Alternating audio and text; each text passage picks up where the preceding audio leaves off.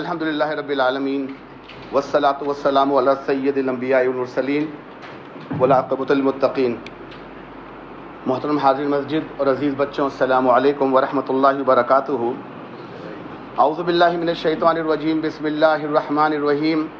قل ان صلاتی ونسکی ومحیای ومماتی للہ رب العالمین لا شریک لہ وبذلک امرت وانا اول المسلمین۔ قل اغیر اللہ ابغی ربا وهو رب كل شیء ولا تکسب كل نفس الا علیها ولا تعزرة وزرة اخرى ثم الى ربکم مرجعکم فینبئکم بما کنتم فیہ تختلفون۔ صدق اللہ العظیم۔ رب اشرح لي صدری ویسر لي امری واحلل عقدۃ من لسانی یفقهوا قولی۔ اللهم الہمنا رشدنا واعذنا من شرور انفسنا، آمین رب العالمین۔ اللهم صل على محمد وعلى آل محمد كما صليت على إبراهيم وعلى آل إبراهيم إنك حميد مجيد۔ اللهم بارك على محمد وعلى آل محمد كما باركت على إبراهيم وعلى آل إبراهيم إنك حميد مجيد۔ ہمارا جو موضوع چل رہا ہے آج کل وہ حج کے حوالے سے کہ حج کی عبادت کیا ہے، اور اللہ تعالیٰ نے جو ہم پہ عبادت فرض کی ہے اس کے پیچھے حکمتیں کیا ہیں، اور پھر اس سے آگے بڑھ کے حج کے جو اکثر ارکان ہیں وہ ایک خاندان کے گرد گھومتے ہیں، حضرت ابراہیم علیہ السلام۔ تو انہوں نے کیا ایسے کام کیے تھے، ان کی زندگی میں کیا خاص وہ لمحات آئے تھے کہ اللہ تعالیٰ نے ان لمحات کو اپنی عبادت کے طور پہ مخصوص کر دیا۔ ان کے خاندان نے جو بھی کیا وہ ہمارے لیے آج عبادت کے طور پہ، شاعر اللہ جنہیں کہا جاتا ہے، ان کے لیے مخصوص کر دیا۔ تو ہم نے سوچا کہ آپ کو ذرا وہ بھی سمجھاتے چلیں تاکہ جب انشاءاللہ آپ حج پہ جائیں، حج کا ارادہ کریں یا حج کر چکے ہیں، یا آپ کا کوئی جاننے والا حج پہ جا رہا ہو تو اس کو معلوم تو ہو وہ کتنی عظیم عبادت کے لیے جا رہا ہے، نہ کہ فورن ٹرپ کے لیے کہ گھوم پھر کر آگے کیا کر آئے، پتہ نہیں کہاں جا رہے تھے، کیوں جا رہے تھے، کچھ علم نہیں، بس وہ جو معلم نے بتایا اس کے پیچھے بھیڑ بکریوں کی طرح چلے جا رہے ہیں۔ وہ جو کہہ رہے ہیں عربی کے الفاظ اب وہ ادا کرتے چلے جا رہے ہیں، معلوم کچھ نہیں کہ زبان سے ادا کیا ہو رہا ہے۔ تو انشاءاللہ ایک کوشش ہے، اللہ تعالیٰ سے دعا ہے کہ ہماری اس کوشش کو قبول فرمائے، اور جو اللہ تعالیٰ کے دین میں جو باتیں ہیں وہ صحیح طریقے سے آپ تک پہنچانے کی ہمیں توفیق عطا فرما دے۔ سورہ انعام کی میں نے آپ کے سامنے آخری کا جو اس کا حصہ اس کی آیت تلاوت کی تھی۔ قل کہہ دیجئے، ان صلاتی میری نماز، ونسکی میری قربانی، ومحیای اور میری زندگی، ومماتی اور میری موت، للہ رب العالمین، یہ صرف اللہ تعالیٰ کے لیے ہے۔ توحید پر جامع آیات موجود ہے قرآن کے اندر، جامع آیات، اور پورا قرآن ہی توحید سے بھرا ہے۔ جو سورہ اخلاص کو جو 1/3 کہا جاتا ہے کہ وہ 1/3 قرآن ہے، کیونکہ پورے توحید کا جو خلاصہ ہے وہ تو سورہ اخلاص میں رکھ دیا۔ تو یہاں بھی وہی بات کہ انسان کی زندگی کا جو مقصد ہے، ان صلاتی میری عبادت، میری نمازیں۔ جب ہم نمازیں کہتے ہیں تو نماز کے تمام ارکان، کھڑے ہونا، قبلہ رخ ہونا، رکوع کرنا، سجدہ کرنا، تعریف کرنا، وقت پر ادا کرنا، اور کسی خاص جگہ جا کر ادا کرنا، یہ تمام نماز کے ارکان ہیں۔ تو ان میں سے کوئی بھی کام میں کسی غیر اللہ کے لیے نہیں کر سکتا۔ جس طرح نماز کے لیے کھڑے ہونا ضروری ہے، میں کسی اور کے لیے اس طرح کھڑے ہو کے یکسو نہیں ہو سکتا۔ جس طرح قبلہ ہونا ضروری ہے، میرا منہ تبدیل کرنا کسی اور کے لیے نہیں ہو سکتا، کسی کو رکوع نہیں کر سکتا، کسی کے آگے جھک نہیں سکتا، کسی کو سجدہ نہیں کر سکتا، اور اگر تعریف ہوگی تو اللہ کی ہوگی۔ دیکھ لیجیے ہمارے ماشاءاللہ ہمارے ملکوں میں نماز کے کتنے ارکان ہم غیر اللہ کے لیے ادا کرتے ہیں۔ یہ آپ سب عقل مند ہیں ماشاءاللہ، ہم سے کئی دفعہ سن چکے ہیں، خود غور کر لیجیے کہ نماز کے کتنے ارکان ہم غیر اللہ کے لیے ادا کرتے ہیں، کسی اور جگہوں پر جا کر، سفر کر کے، مخصوص جگہ پر مخصوص انداز سے کھڑے ہو کے، ایک مخصوص طرف رخ کر کے، تعریفیں بیان کر کے ان سے مانگ رہے ہوتے ہیں۔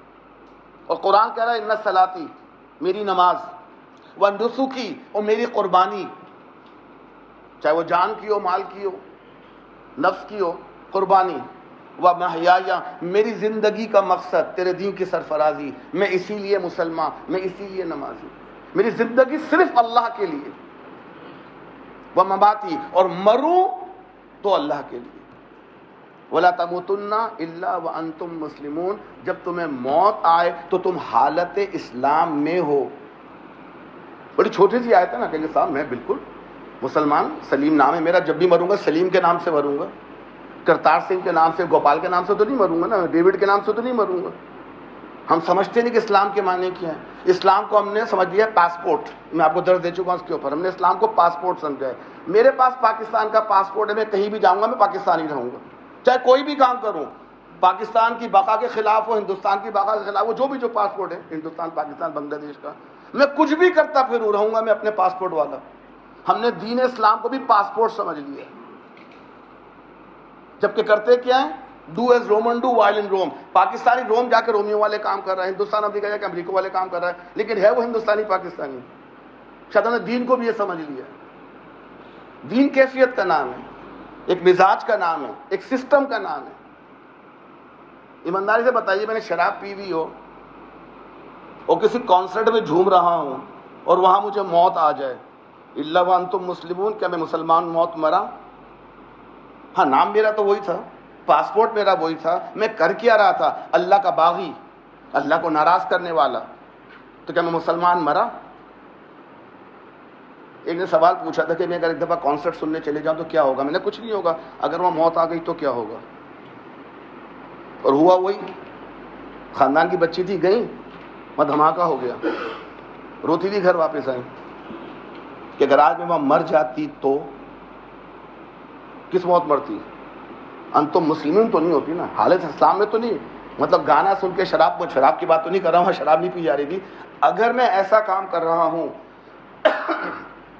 کہ جو دین اسلام کے خلاف ہو اور مجھے اس حال میں موت آ جائے، یہ تو اس آیت کے بڑے چھوٹے مفاہیم بیان کر رہا ہوں، وقت نہیں ہے، ورنہ اس آیت پر تو درس ہو سکتے ہیں 4 چیزوں کے لیے، ان صلاتی و نسکی و محیای و مماتی للہ رب العالمین وبذالک امرت، اور مجھے اس کام کا حکم دیا گیا ہے، وانا اول المسلمین، اور ان باتوں پر ایمان لانے والوں میں سبقت میں کروں گا، میں ایمان لے کر آؤں۔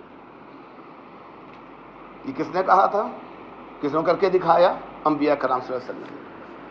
تو اس پر ہماری بات چل رہی ہے کہ حضرت ابراہیم علیہ السلام جب چھوٹے تھے تو گھر میں دیکھا کہ والد صاحب جو ہیں وہ مٹی کا بت بنا رہے ہیں، جا کے مارکیٹ میں بیچ رہے ہیں، بت خریدے جا رہے ہیں یا مندر میں رکھے جا رہے ہیں یا بت خانے میں رکھے جا رہے ہیں، اور جو کل تک میرا محتاج تھا میں آج اس کا محتاج ہو گیا۔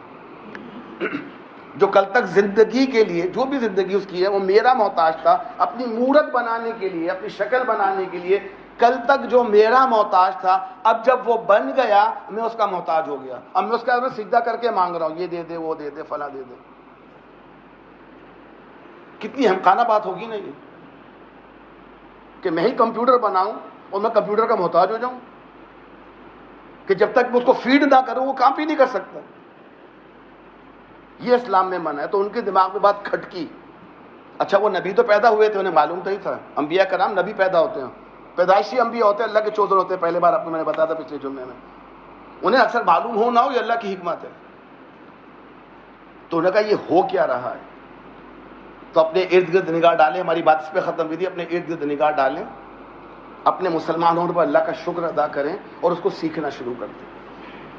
یہ بس سوچیں کہ جو میرے ماں باپ نے مجھے بتایا وہ صحیح ہیں۔ اگر ابراہیم علیہ السلام بھی یہ بات سوچتے تو وہ بھی بت بنا رہے ہوتے، اور اگر میں کسی کافر گھر میں پیدا ہوتا تو پھر میں بھی وہی کر رہا تھا جو میرے ماں باپ کر رہے ہوتے، اور میں اپنے آپ کو برحق سمجھتا۔ اللہ نے عقل دی ہے، اس کا استعمال کریں۔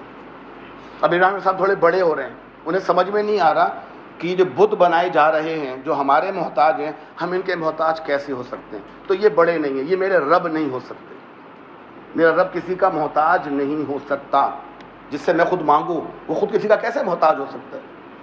تو کسی ایک رات اب باہر نکلے، تارے کو دیکھا، چمکتا نظر آیا، چاند نہیں ہوگا تو نے کہا یہ سب سے بڑا تارا، یہ میرا رب ہوگا، وہ ڈوب گیا۔ انہوں نے کہا ڈوبنے والا میرا رب نہیں ہو سکتا، ڈوبنے والا میرا رب نہیں ہو سکتا، انکار کر دیا کہ ستارہ میرا رب نہیں ہو سکتا۔ پھر کسی ایک دن رات کو پھر دوبارہ باہر نکلے، تلاش میں اپنے رب کو ڈھونڈ رہے ہیں، کیونکہ سمجھ میں نہیں آ رہا معاشرہ جو کر رہا ہے۔ تو 14ویں کی رات ہوگی، چاند کو دیکھا، سب سے بڑا نظر آیا، چمکتا نظر آیا۔ اور اس زمانے میں ظاہر پہلے میں کہہ چکا ہوں کہ جب لائٹ نہیں ہوتی ہیں تو آسمان کچھ زیادہ ہی بھرا ہوا ہوتا ہے تاروں سے، اور چاند بہت خوبصورت لگتا ہے۔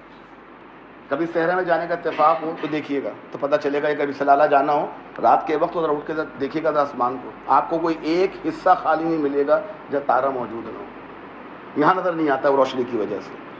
تو آپ نے کہا یہ شاید میرا رب ہے، صبح وہ بھی ڈوب گیا۔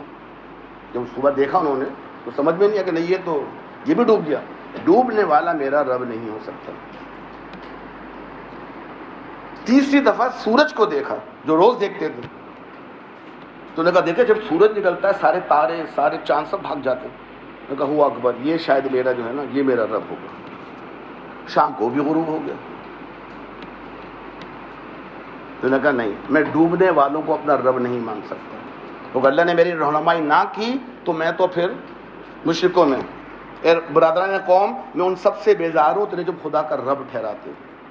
آج بھی دنیا میں کسی نہ کسی مقام پر یہ چاند تارے سورج پتھر درخت پانی ہوا دریا جھیل ان کو اللہ کا رب مانا جاتا ہے۔ سوال پیدا ہو سکتا ہے کہ یہ تین جو کام دیکھے تھے یہ انہوں نے روز دیکھے تھے، کسی ایک دن دیکھا تھا، کسی خاص دن دیکھا تھا؟ نہ، شاید مقدلانہ ہمیں سمجھنے کے لیے مقصود یہ ہے کوئی لمحہ ایسا زندگی میں ضرور آتا ہے کہ اللہ آپ کو موقع دے گا۔ دیکھ اب تو انبیاء نہیں آئیں گے، ہمارے آخری رسول آ کے چلے گئے، اب کوئی کتنے دعوے لے کر آ جائے۔ ہمارے امام اعظم ابو حنیفہ رحمۃ اللہ علیہ کا بڑا مشہور قول ہے، کسی جھوٹے نبی سے دلیل بھی مانگی تو کافر ہو جاؤ گے۔ کوئی دلیل تب مانگو گے کہ دل میں شبہ ہو، شاید یہ نبی ہو، یہ شاید ہی آپ کو کافر کر دے گا، مجھے کافر کر دے گا۔ تو جھوٹے نبی سے دلیل مانگنا بھی کفر ہے، کیونکہ ہمیں پتا ہے کہ نبی آئے گا ہی نہیں، تو دلیل کون سی لائے گا؟ تو اگر میں دلیل مانگ رہا ہوں اس کا مطلب ہے میں یقین کر سکتا ہوں، تو مجھے نبوت کے ختم ہونے پہ شبہ ہے۔ شبہ ہونے پہ کفر ہے، ماننا تو بہت بڑا کفر ہے۔ تو اب اللہ نبی تو بھیجے گا نہیں، تو مجھے جو کہ میں کافر گھر میں پیدا ہوا، مشرک گھر میں پیدا ہوا، یا میں اللہ کو نہیں جانتا، مجھے کون ہدایت دے گا؟ اور قرآن میرے پاس ہے نہیں، قرآن میں نے پڑھا نہیں، تو مجھے کون سی دعوت ملے گی؟ اللہ ہر شخص کے اندر ایک یا دو لمحے دیتا ہے کہ جب وہ ٹھٹکتا ہے اور سوچتا ہے کہ واقعی میں پلٹ جاؤں، میرا رب کون ہے۔ اللہ اس کو اپنے رب ہونے کا یقین انڈیویجولی دکھائے گا، انڈیویجولی۔ وہ آسمان پہ اللہ لکھا نہیں آئے گا، وہ گائے پہ لکھا ہوا نہیں آئے گا، وہ ٹماٹر کے اندر نہیں لکھا ہوگا، وہ جلی ہوئی روٹی پہ نہیں لکھا ہوگا۔ اللہ ایسے نہیں دکھاتا ہے۔ یہ جو ہمارے بڑے مشہور ہوگا نا یوٹیوب اور فیس بک پہ سب اللہ کے شکر، یہ بکواس سب، اگر وہ صحیح ہے تو پھر باقی کے بھی تو آتے ہیں، کراس بھی نظر آتا ہے، عیسیٰ علیہ السلام بھی نظر آتے ہیں، پھر وہ بھی سچے ہوں گے، دیوی دیوتا بھی نظر آتے ہیں۔ اللہ اس طرح آپ کو نہیں دکھائے گا، یہ تو پھر دکھا کے منوانے والی بات ہوئی نا۔ اللہ کہتا ہے مجھے غیب میں مانو، یہ تو غیب کہاں ہوا؟ اگر میں نے آسمان پہ اللہ لکھا دیکھ لیا یا فرشتوں پر چلتا ہوا دیکھ لیا تو غیب کہاں ہوا پھر؟ یہ جلی ہوئی روٹی پہ اللہ لکھا ہوا آ گیا، گائے کے پیٹ پہ اللہ لکھا آ گیا، تو غیب تھوڑی ہوا پھر؟ یہ تو آنکھوں دیکھی یقین ہو والی غیب میں رہ کے۔ تو اللہ ایک موقع دے گا کہ جب آپ ٹھٹکیں گے، اور ہر ایک کو انڈیویجول ملے گا۔ ہمارے ایک دوست کو ملا ہے، غیر مسلم دوست کو، واقعہ سنا ہے مجھے کہ میں ایک رات کو بڑا پریشان تھا، کچھ مالی مشکلات تھی، کچھ مجبوریاں تھیں، تو میں رات کو اٹھا تو ایسی آنکھوں سے آنسو نکلا، دعا مانگی اپنے لارڈ سے کہ میری مدد فرما۔ یہ سچا واقعہ میرے سامنے سنا ہے میرے دوست نے، کہ لگا جیسی میری آنکھیں بندی میرے سامنے خانہ کعبہ نظر آیا مجھے، تو گھبرا کے آنکھ کھول دی کہ میں تو کرسچن، یہ خانہ کعبہ کہاں سے نظر آ گیا؟ کہ پھر میں دوبارہ دعا مانگی کہ شاید مجھے کوئی شیطان بہکا رہا ہے، دوبارہ آنکھیں بند کر کے دعا مانگی، اللہ میری مصیبت صاف کر دے اے رب لارڈ۔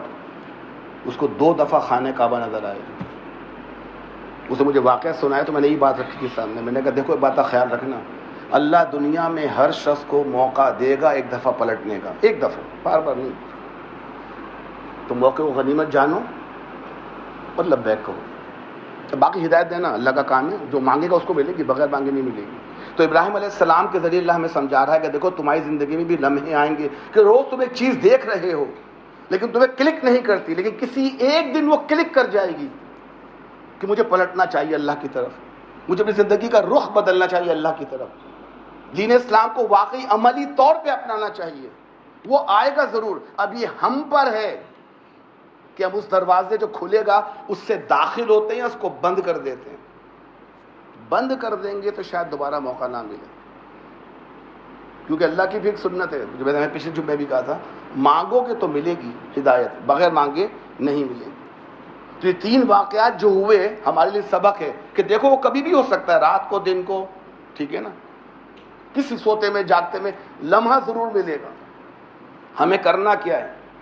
ان آیات ہمارے لیے سبق کیا ہے کہ اللہ نے جو حکمت ہمیں دی ہے نا، حکمت ہر شخص کے پاس ہے۔ حکمت کا تعلق اسکول، کالج، یونیورسٹی سے نہیں ہے، اس سے نہیں ہے بالکل۔ حکمت کا تعلق جو اللہ نے دے دی ہے نا، ودیت کر دی ہے، ڈاؤن لوڈ کر کے میں دنیا میں بھیجا ہے۔ کچھ چیزیں اپلوڈ کر کے اللہ بھیجتا ہے دنیا میں، جیسے کمپیوٹر بلینک نہیں آتے، کچھ چیزیں آلریڈی پروگرام اپلوڈڈ ہوتے ہیں اس کے اندر، کیسے آن کرنا ہے، کیسے کرنا ہے۔ اس طرح انسان بھی جب دنیا میں آتا ہے کچھ پروگرام وہ ڈاؤن لوڈ کر کے آتا ہے دنیا کے اندر۔ ورنہ بتائیں 2 گھنٹے کے بچے کو کس نے سکھایا کہ ماں کا دودھ کیسے پینا ہے؟ کس نے سکھا دیا بچے کو؟ بلی کے بچے تو اندھے ہوتے ہیں، وہ تو دیکھ بھی نہیں سکتے، انہیں کیسے پتا دودھ کدھر ہے؟ اور اس کو سک کرنا ہے، وہ سکنگ کس نے سکھائی اس کو، بچے کو؟ اللہ نے۔ کیا وجہ ہے کہ بچہ باپ کی آواز سن کے، چھوٹا بچہ شیر خوار باپ کی آواز سن کے سکون نہیں پاتا، ماں لوری سناتی ہے سو جاتا ہے، کیونکہ 9 مہینے پیٹ میں سنی ہوتی ہے نا ماں کی آواز اس نے۔ تو کون اس کو فیڈ کر رہا ہے؟ کان تو کام کر رہے ہیں نا بچے کے، ناک کام نہیں کرتی، منہ نہیں کھلتا بچے کا، باقی تو پورا جسم کام کر رہا ہوتا کہ نہیں کر رہا ہوتا ہے؟ کس نے کرا ہے سارا یہ؟ کس نے بچے کو سکھایا پھر لاتیں مارنی ہے؟ تم نے پیدا ہو کے رونا ہے؟ تو کچھ چیزیں بندہ ڈاؤن لوڈ ہو کے پیدا ہوتا ہے، وہ حکمت ہے، تو اس کو استعمال کریں دین کے لیے۔ وہ ساری حکمتیں ہماری فیس بک، واٹس ایپ، سوشل میڈیا کے لیے، تمام گیمز کے لیے، ایجوکیشن کے لیے، اللہ کے دین کے لیے ٹائم ہمارے پاس نہیں ہے۔ وہ کب آئے گا؟ جب لمبی داڑھی نکل آئے گی، بڈھے ہو جائیں گے، ریٹائرڈ ہو جائیں گے، کسی کام کے نہیں رہیں گے، جب ناکارہ ہو جائیں گے دنیا کے کاموں کے لیے، تو اللہ کی طرف رجوع۔ اور آیت کوٹ کریں گے ہمیں سنانے کے لیے، فَإِذَا فَرَغْتَ فَانصَبْ وَإِلَىٰ رَبِّكَ فَارْغَب۔ جب تم فرصت سے ہو جاؤ، فارغ ہو جاؤ، تو اللہ کی طرف پلٹو۔ اب میں فرصت سے ہو گیا، بچوں کی شادیاں ہو گئیں، بیٹیوں کو رخصت کر دیا، گھر بنا دیا، سب کچھ ہو گیا، اب اللہ کی طرف جا رہا ہوں نا۔ یہ تو آپ کو معاشرے نے ریجیکٹ کر دیا تو اللہ کے پاس جا رہے ہیں۔ اب وہ داڑھی بھی اچھی لگ رہی ہے، جوانی میں رکھتے ہوئے برا لگتا تھا کہ پتہ نہیں لوگ کیا کہیں گے، اب بڑھاپے میں لمبی سفید داڑھی بھی آ گئی ہے، ٹوپی بھی سر پہ آ گئی ہے، اور مسجد بہت اچھی لگنے لگی ہے، جو جوانی میں پسند ہی نہیں تھی۔ یہ اللہ کا طریقہ نہیں ہے۔ تو حکمت دی ہے، اس کو استعمال کریں۔ Find the truth. آج دنیا میں جو اتنے سارے لوگ مسلمان ہو رہے ہیں، کیا کر کے، کیا سن کے، کیا پڑھ کے مسلمان ہو رہے ہیں؟ آپ جا کے غور کریں گے تو اکثریت صرف قرآن کی وجہ سے مسلمان ہو رہی ہے، کہ قرآن پڑھتے اکثریت، باقی لوگ کسی اور وجہ سے مسلمان ہوتے ہوں گے، کہ جب انہیں ٹروتھ، سچائی سمجھ میں آ جاتی ہے پھر وہ دیر نہیں لگاتے۔ اور پھر آپ کے سامنے چیزیں پیش کی جائیں نا کہ یہ کر لو، یہ کر لو، دین میں یہ، دین میں یہ، اس کو ذرا کمپیئر تو کر لیں کہ یہ صحیح ہے یا نہیں۔ جو کام میں کر رہا ہوں یہ باقی بھی کر رہے ہیں۔ اچھا باقی کو چھوڑے، جو میں نے پیچھے جو میں بات ختم کی تھی کہ قرآن اور حدیث میں اس کا ذکر ہے، اگر ہے تو الحمدللہ ہم کریں گے بالکل، نہیں ہے تو چھوڑ دینا بہتر ہے۔ چھوڑ دینا۔ وہ جمعے کی صبح میسیجز آتے ہیں نا، اس میں بھی لیکچر دے چکا ہوں میں، جمعہ مبارک، تو میں نے 7 میسیج سیو کر کے رکھ لیے ایسے لوگوں کے لیے، اور روز صبح اٹھ کے ہفتہ مبارک، پیر مبارک، اتوار مبارک، جمعرات مبارک، پھر ہفتے کی صبح مبارک، دوپہر مبارک، شام مبارک، رات مبارک، پھر تو سارے دن مبارک ہوئے نا، پھر ساری ساتیں مبارک ہوئی۔ ایک صاحب نے دعا لکھ کے بھیج دی، وہ منع کیا تھا کہ جب دعا تم کیا کرو تو شرک اور دکھاوا نہ کیا کرو۔ کہ میں دکھاوا کیا؟ میں نے کہا تم نے میرے لیے دعا کی تو مجھے کیوں بتا رہے ہو؟ یہ کیا مطلب دعا کہ اللہ آپ کو یہ دے، اللہ تو آپ دعا کریں نا میرے لیے، مجھے بتا کے تو دکھاوا آ گیا، اور دکھاوے کو شرک کا ہے حضور نے ایک حدیث کے اندر، کہ اگر میں اپنی نماز تھوڑی سی لمبی کر دوں کہ کمرے میں کوئی آ گیا ہے یا میں کہیں باہر پڑھ رہا ہوں، اب میری نماز اللہ کے لیے نہیں ہے، ان صلاتی نہیں رہی وہ، اب وہ تو کسی اور کے لیے ہو گئی۔ اور صاحب ماشاء اللہ سلیم صاحب لمبی نمازیں پڑھتے ہیں۔ ایک صحابی کو جب شاید حضرت خبیب بن الارت تھے، ان کو جب مکے میں قید کر کے ان کو مارا جا رہا تھا تو انہوں نے کہا تو ایک آخری خواہش ہے مجھے 2 رکعت نماز پڑھ لیتے، تو آپ نے بڑی جلدی سے نماز پڑھی، حالانکہ صحابہ جلدی نمازیں پڑھتے ہی نہیں تھے، آپ سکون سے، تمام صحابہ سکون سے لمبی لمبی رکعتیں پڑھتے تھے۔ تو نے مکے کو مخاطب ہو کے کہا کہ دل تو میرا چاہ رہا تھا کہ میں لمبی نماز پڑھوں، پر یہ سوچا کہ تم لوگ کہو گے کہ جان بچانے کے لیے لمبی نماز پڑھ رہا ہے، تو ان صاحب نے دعا بھیج دی. میں نے کہا 2000 ٹوک دے کے دعا مت بھیجا کرو, مانگو, اللہ قبول کرے گا, مجھے کیوں بتا رہے ہو. وہ نہیں مانے. تو پھر ان کا بھی جواب میرے پاس موجود تھا. میں نے 16 دعائیں لکھ کے بھیج دی فوراً میں, 16, ایک کے بعد ایک کے بعد ایک کے بعد. کیا ہی ہے یہ؟ کوئی دین ہے؟ یہ کوئی حقیقت ہے؟ یہ کوئی سچائی دین کی؟ تو کام کرنا ہے تو خلوص کے ساتھ کرنا ہے, حقیقت کا تجزیہ کرے کہ جو میں کام کر رہا ہوں, کیا آپ صلی اللہ علیہ وسلم کا یہ معمول تھا کہ آپ صبح دروازے, اس زمانے واٹس ایپ تو تھا نہیں نا, نہ کوئی ڈاکیے تھے نہ پجن تھے, تو شاید لوگ یہ سمجھتے ہیں حضور صبح فجر کے بعد نکلتے ہوں گے, تمام دروازہ, ابو بکر السلام علیکم جمعہ مبارک, یہ تمام صحابہ آتے ہوں گے حضور کو السلام علیکم جمعہ مبارک. یہ میں نے آپ کے لیے دعا کی ہے کہ یہ ہوا ہے صحابہ کے دور میں؟ نہیں ہوا نا. تو میں کیوں کر رہا ہوں؟ یا تو یہ ایکسیپٹ کر لے کہ میں غلط کر رہا ہوں, صرف دو چیزیں, یا تو ایکسیپٹ کرے کہ میں غلط کر رہا ہوں, یا ایکسیپٹ کرے کہ محمد مصطفیٰ صلی اللہ علیہ وآلہ وسلم سے دین پہنچانے میں معاذ اللہ ثم معاذ اللہ کوئی کمی رہ گئی تھی, کہ دین کا کام تھا بتا کے نہیں گئے. ان دو میں سے کوئی تیسری مجھے بات بتا کے نکل سکتی ہے کوئی اگر, یا تو میں غلط ہوں یا وہ کام پورا کر کے نہیں گئے. پہلی بات تو سچ ہو سکتی ہے, دوسرے کام کا سوچوں گا کافر ہو جاؤں گا. یہ سوچ بھی لیا کہ شاید نبی کریم سے کچھ کافر, انسٹنٹ کافر, مجھے اسکریچ کرتے تو انسٹنٹ پرائز مل جاتا, انسٹنٹ کافر ہو جاؤں گا میں اگر سوچ بھی لیا کہ دین میں کوئی کمی چھوڑ کے گئے محمد مصطفیٰ صلی اللہ علیہ وسلم, جس کے لیے قرآن نے کہا ہے الیوم اکملت لکم دینکم واتممت علیکم نعمتی ورضیت لکم الاسلام دینا. ہم نے آج تمہارے دین مکمل کر دیا, نعمتیں تمام کر دی, اور دین اسلام کو تمہارے دین کے طور پہ پسند کر لیا. تو میں قرآن کو چھٹلا رہا ہوں, میں نبی کو چھٹلا رہا ہوں کوئی نیا کام کر کے. تو تجزیہ کریں, نبی نے کیا ہے میں کروں گا صلی اللہ علیہ وآلہ وسلم, نہیں کیا چھوڑنا بہتر ہے بنسبت کرنے کے. اور جب حقیقت معلوم ہو جائے, ابراہیم علیہ السلام نے کہا تھا کہ نہ بھائی میں تم سب سے بیدار ہوں. جب قرآن اور حدیث سے تحقیق کرنے کے بعد ثابت ہو جائے کہ فلاں کام صحیح نہیں ہے, اس کو چھوڑ دیں, اور جو صحیح کام ہے کرنا شروع کر دیں. ڈرے نہیں کہ گھر والے, ماں باپ, بیوی, بچے, کنبہ برادری کیا کہے گا. وہ آگے انشاءاللہ وہ بھی سب میں شامل ہے, وہ سب چیزیں شامل ہیں, چھوڑ دینا بہتر ہے. تو آپ نے بیزاری کا اعلان کر دیا. آگے بڑھے دیکھیں, یہ جو فکر کی بات کی گئی ہے, قرآن میں 2 لفظ آئے, تدبر اور فکر. تدبر کہتے ہیں غور کرنے کو, کسی چیز کے بارے میں غور کرنا, اور فکر معنی ہمارے کہنا مجھے بڑا کی فکر ہے, فلاں کی فکر ہے, یہ نیگیٹو معنی ہے. فکر کے معنی دماغ لڑائیں کہ جو کام ہو رہا ہے وہ صحیح ہے کہ غلط ہے.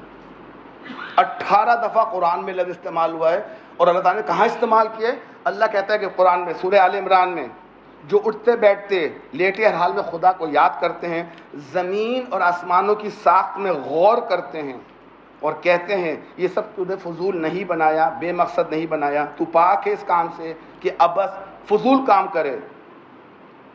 فکر کرتے ہیں, تفکرون کا لفظ استعمال ہوا ہے, فکر کرتے ہیں زمین اور آسمان کی ساخت میں. اب تو بچے ماشاءاللہ بہت بڑے ہو گئے نا, ان کو تو سوشل میڈیا اور سائنس, بلیک ہول, سائنس آج بتا رہی ہے نا کہ بلیک ہول کیا ہوتا ہے. وہ ہول نہیں ہے, وہ ستارہ ہے. اتنا بڑا ستارہ ہے کہ اپنی روشنی خود جذب کر لیتا ہے, کھینچ لیتا ہے, تو نظر نہیں آتا. روشنی نہیں نکلے گی تو نظر کیسے آئے گا؟ اکثر لوگ سمجھتے ہیں بلیک ہول کا مطلب ہے کالا سوراخ. کوئی سوراخ نہیں ہے, اٹس اے ہیوج اسٹار, اور اس کی گریوٹی اتنی ہے, کشش ثقل اتنی ہے کہ اپنی لائٹ کو کھینچ لیتا ہے, تو لائٹ نظر نہیں آئے گی آپ کو, تو بلیک ہول ہے وہ. ہم نہیں کہتے قرآن سائنس کو پروف کرنے اترا ہے, لیکن قرآن میں موجود, اللہ نے قسم کھائی ہے, لواقع النجوم, ستارے کے ڈوبنے کی جگہ کی قسم کھائی ہے اللہ نے. اس بلیک ہول کے پاس سے کوئی چھوٹا ستارہ یا سیارہ گزر جائے, وہ اس کو کھینچ لیتے ہیں, ختم, وہ اس میں جا کے جذب ہو جاتا ہے. پر ہم نے قرآن کو تو کبھی پڑھا ہی نہیں, تو سائنس کے لیے کہاں سے پڑھیں گے, یا دین کے لیے نہیں پڑھا ہم نے. تو اللہ کہتا ہے فکر کرتے ہیں زمین کی ساخت میں. ہم سب بڑے سکون سے یہاں بیٹھے ہوئے ہیں, آپ کو اندازہ آپ کی اسپیڈ کتنی ہے اس وقت, بیٹھے بیٹھے میل کے اندر دیکھا جائے تو ہم سب اس وقت بیٹھے بیٹھے 1000 میل فی گھنٹہ کی رفتار سے گھوم رہے ہیں, 1000 مائل پر آور.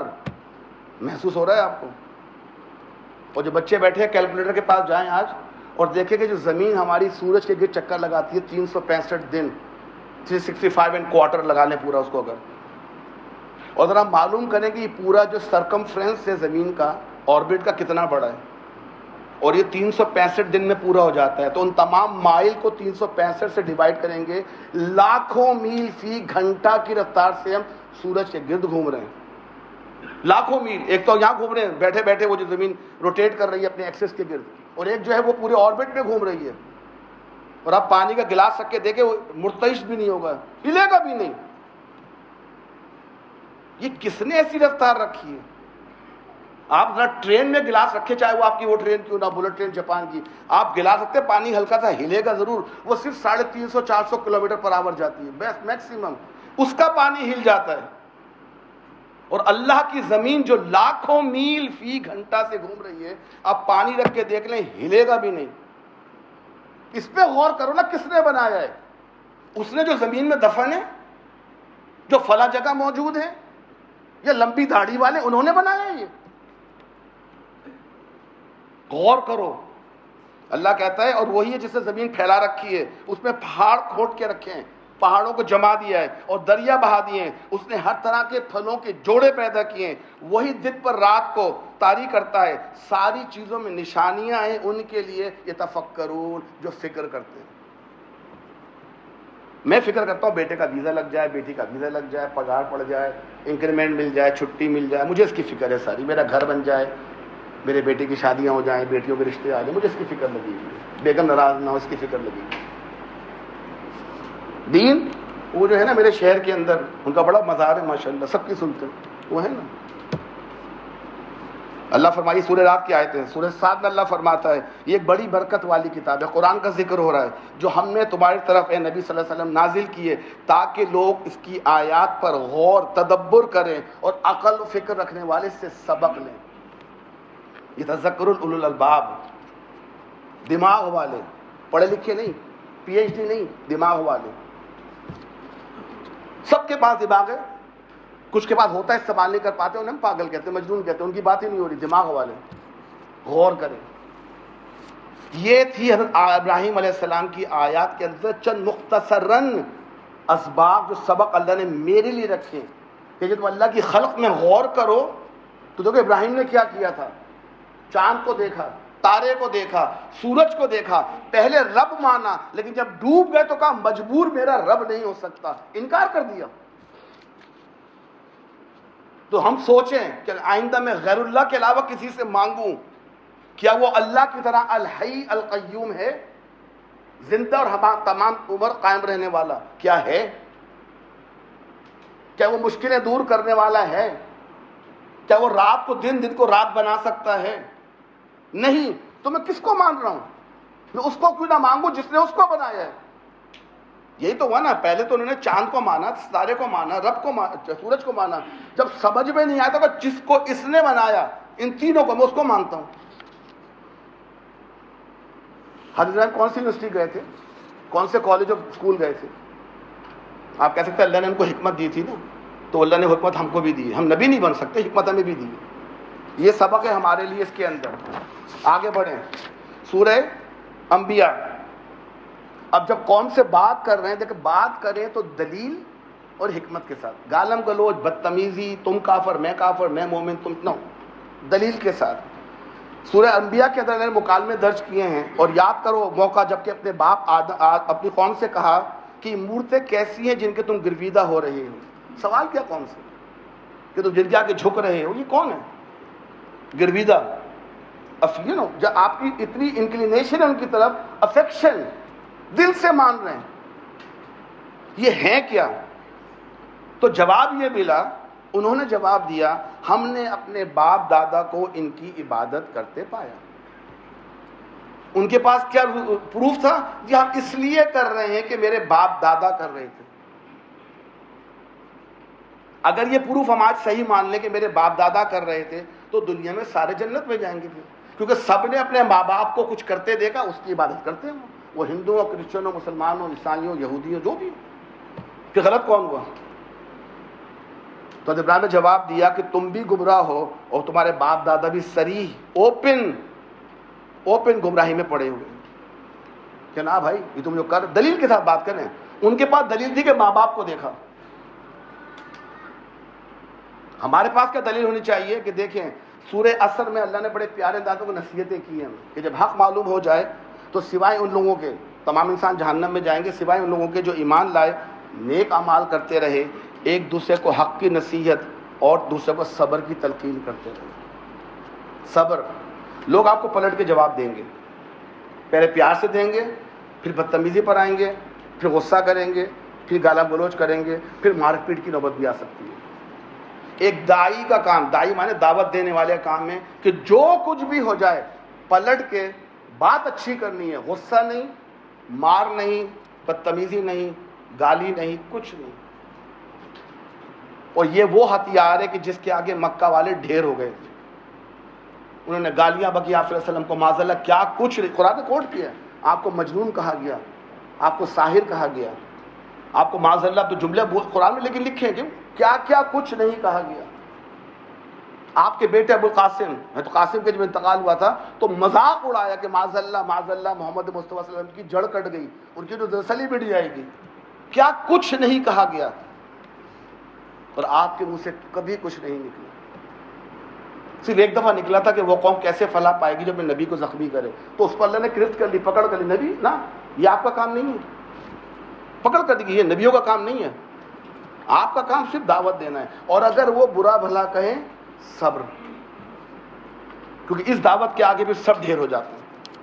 تو ہمارا کردار دعوت دیتے ہوئے ایسا ہو کہ کوئی میں کسی کا دل نہ دکھاؤں، کسی کی دل آزاری نہ کروں، برے جملے نہ کسوں، جو کہ آج کل ہمارے یہاں ہو رہا ہے. بس میں صحیح ہوں باقی سب کافر ہیں. اب پتہ جب یہ دعوت میں دوں گا کسی کو کہ جی میں صحیح ہوں آپ سب کافر ہیں، تو پھر میری سنے گا کون؟ جب میں نے ان کو آلریڈی کافر ڈکلیئر کر دیا تو why would they listen to me؟ تو ہمارا طریقہ یہ نہیں ہونا چاہیے. ہمارا طریقہ، اور اس کی حج میں بڑی ضرورت پڑتی ہے. قدم قدم پہ صبر کرنا پڑتا ہے کہ حرف شکایت زبان پہ نہ آئے. بھلے اگلا غلطی پر ہی ہو، آپ غلطی پر نہ ہو، لیکن حج تو ہے ہی صبر کا نام. کس نبی کی پیروی کر رہے ہیں؟ حضرت ابراہیم کی حج کے اندر ان کا صبر دیکھیں. کس نبی کی پیروی کے اندر ارکان ادا کر رہے ہیں؟ محمد مصطفیٰ صلی اللہ علیہ وسلم کا، ان کا صبر دیکھیں. اور میرا ہی حال ہے، میری سیٹ پہ کوئی بیٹھ گیا تو وہ خاندانی دشمنی کہ سیٹ میری تم کیوں بیٹھ گئے. جب یہ چیزیں سمجھیں گے تو حج کے پھر وہ تمام ارکان نظر آئیں گے نا کہ وہاں کرنا کیا ہے مجھے. آخری بات انشاءاللہ اس میں بات ختم کرتا ہوں میں اپنی. دلیل کی بات ہو رہی تھی. ابراہیم علیہ السلام سوچا کہ میری بات تو مان نہیں رہے، تو اللہ تعالیٰ نے سورہ انبیاء میں اس کا بھی پورا ذکر کیا ہے، کیونکہ ان کا میلہ وغیرہ کوئی تھا جو شہر سے باہر تھا، تو سب وہاں گئے. تو آپ کو سمجھ آیا کہ آج میں ان کو ذرا دلیل سے سمجھا دوں کہ جن کو یہ مانتے ہیں وہ کیا ہیں. تو خدا کی قسم، حضرت ابراہیم کا قول نقل کر رہے ہیں کہ خدا کی قسم تمہاری غیر موجودگی میں ضرور تمہارے بتوں کی خبر لوں گا. چنانچہ آپ نے کیا کرا، ان کے بت خانے گئے، سارے تو باہر گئے ہوئے تھے، آپ ان کے بت خانے گئے. چنانچہ اس نے ان کو ٹکڑے ٹکڑے کر دیا اور صرف کہ بڑے کو چھوڑ دیا تاکہ شاید وہ اس کی طرف رجوع کریں. آپ نے کوئی کلہاڑی یا تیشہ اٹھایا، کسی کی ناک کاٹی، کسی کا کان کاٹا، کسی کا ہاتھ کاٹا، تمام بت داغدار کر کے جا کے وہ کلہاڑی یا ہتھوڑا بڑے بت کے گلے میں ڈال دیا. یہ کیا آپ نے، اللہ اس کا ذکر کر رہا ہے. آج جب وہ پلٹ کر آئے شام کو، یہ دوسرے دن انہوں نے آ کر بتوں کا حال دیکھا تو کہنے لگے ہمارے خداؤں کا حال کس نے کر دیا، بڑا ہی ظالم تھا وہ. تو اس نے جواب دیا، ان لوگوں نے کہا بھی بلاؤ، یہ ایک شخص ابراہیم ہے جو ہمارے بتوں کو برا بھلا کہتا رہتا ہے اور یہ کل گیا بھی نہیں تھا ہمارے ساتھ، شاید یہ اس نے کچھ کیا. کو بلاؤ. اس کو بلایا، پوچھا کہ کس نے حال کیا ہمارے بتوں کا. تو ابراہیم علیہ السلام جواب دیا کہ پوچھو نا ان سے اگر یہ بول سکتے ہو، بلکہ یہ سب ان کے سردار نے کیا ہے، ان سے پوچھ لو اگر یہ بولتے ہو. تم مجھ سے کیوں پوچھ لو؟ تمہارا سب سے بڑا بت سامنے موجود ہے نا، اس سے پوچھو. اس کے گلے میں تو کلہاڑا بھی پڑا ہوا ہے، وہ ہتھوڑا، اس سے پوچھو کس نے کیا ہے. تو دیکھیے لمحہ ان کو بھی ملا تھا، میں نے کہا تھا نا کہ لمحہ سب کو ملتا ہے، یہ لمحہ ان کو بھی ملا. یہ سن کر وہ اپنے ضمیر کی طرف لوٹے. They get to their consciousness کہ بات تو صحیح کر رہا ہے یہ. اگر واقعی یہ بت میرے ہمیں بچانے والے ہیں، یہ بڑے ہیں، ہماری دعائیں سنتے ہیں، ہماری مدد کرتے ہیں، تو ایک شخص آ کے ان کو توڑ کے چلا گیا، کچھ نہیں کر سکے. ایک لمحے کو انہوں نے موقع دیا, سب نے سوچا. یہ سن کر وہ اپنے ضمیر, اپنے کانشیس کی طرف پلٹے اور اپنے دلوں میں کہنے لگے واقعی تم خود ظالم ہو. ابراہیم سچ کہہ رہا ہے, لیکن مانے نہیں, مانے نہیں. وہی بات کہ اللہ مجھے موقع دے گا, شاید حج میں دے دے مجھے, اللہ کا گھر دیکھوں, میں خانہ کعبہ کا طواف کروں, مینا جاؤں, مزدلفہ جاؤں, تو شاید مجھے موقع مل جائے. یہ ہے وہ لمحات جو ہم نے صرف کرنے ہیں اللہ کو تلاش کرنے کے لیے, حق کے ساتھ اور دعا کر کے کہ اللہ میں سیدھے راستے پہ آنا چاہتا ہوں, اب تک جو گزری سو گزری, مجھے نہیں معلوم تھا, مجھے اپنے لیے قبول فرما. ہم دعائیں مانگتے ہیں عربی کے اندر اپنے لیے کہ میرے دل کو وصرف قلوبنا علی طاعتک, اے اللہ میرے دل کو پھیر دے, اے دلوں کو پھیرنے والے. حضور کی حدیث کا مفہوم ہے کہ اللہ, تمام انسانوں کے دل اللہ کی 2 انگلیوں کے درمیان ہے. مثالاً کہا گیا اللہ کی انگلیاں نہیں ہیں, 2 انگلیوں کے درمیان, جدھر جائے پھیر دے. تو دعا مانگی جاتی ہے. میں درس سے درخواست کروں گا دعا کا اردو ترجمہ کر بتا دیں کہ اے دلوں کو پھیرنے والے, مجھے اپنی اطاعت کی طرف, اپنی اوبیڈینس کی طرف پھیر دے. یہ دعا مانگیں, انشاءاللہ یہ موضوع ہمارا چلتا رہے گا کہ آپ کی زندگی میں کیا کیا واقعات ہوئے تھے کہ جن کی بنیاد پہ یہ حج جیسی عظیم عبادت ہمارے لیے فرض کی گئی. جو باتیں میں نے بیان کی, اللہ تعالیٰ سے دعا کہ مجھے خود اس پر عمل کرنے کی توفیق عطا فرمائے, آپ تمام کو سن کر بہترین طریقے سے سمجھ کر عمل کرنے, آگے بڑھانے کی توفیق عطا فرمائے. وآخر دعوانا الحمدللہ رب العالمین.